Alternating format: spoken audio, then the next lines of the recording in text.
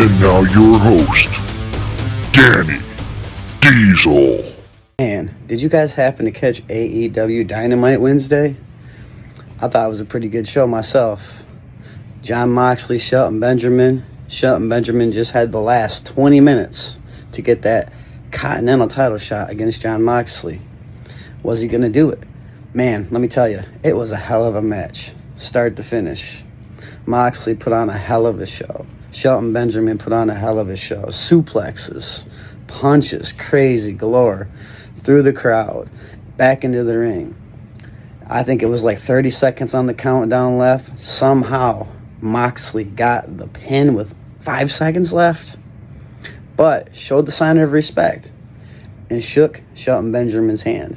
Now, who is going to be next in line for the Continental, seeing that Shelton Benjamin couldn't defeat Moxley? On to the next match, matches of the night. Jack Perry Jungle Boy was supposed to go against Ricochet and his crew. Well, we know that Jack Perry had Jet Speed as his team.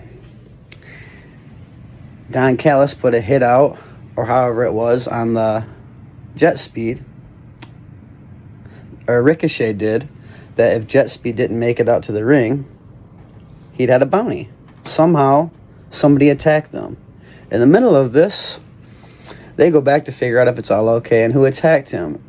Well, somebody makes their AEW appearance debut. Jake something made his debut. Wow. Then we get into the match. Who is going to be Jack Perry's mystery partners? Ricochet and his guys get out to the ring.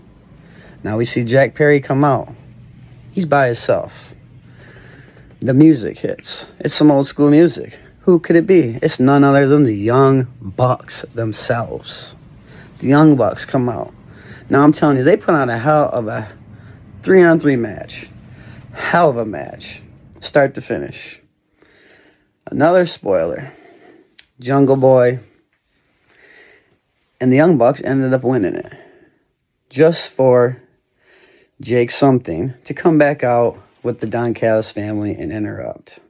Not only did this happen, but the star that loves to jump WWE to AEW, listen, back and forth, made his AEW debut as well Wednesday.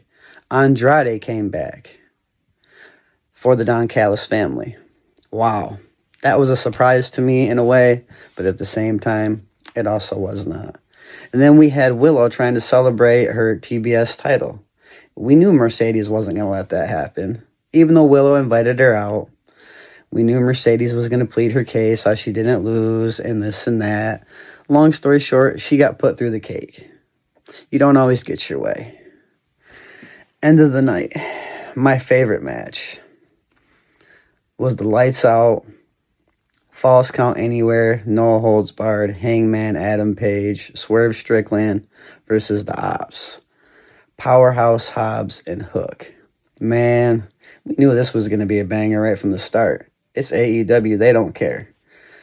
From the start, it was back and forth. I can't say it wasn't. At one point in time, the Ops had the upper hand. Swerve Strickland, Hangman Adam Page pull out a whole thing of bricks, laid it in the ring. I didn't know who was getting slammed on it. Nobody knew. Well, Hook started to get beat up just a little bit. They started taking advantage of the Ops. Well, you know, the Ops dojos come out and help. Well, that didn't really work out very well for them. Did see Swerve Strickland get slammed onto the blocks. But also, at the end of that match, we seen Swerve Strickland and Hangman Adam Page pull out the win. Somehow, some way, pulled it out. And to top it all off, in between that, we had MJF and Bandino having a little call out with each other. What's going to happen next week on AEW Dynamite? Is it going to be as action-packed as this week's and last week's? Are we going to have any title changes? Are we going to see any more new debuts? You know, what is going to happen next week on AEW Dynamite? Like and share, and you will find out.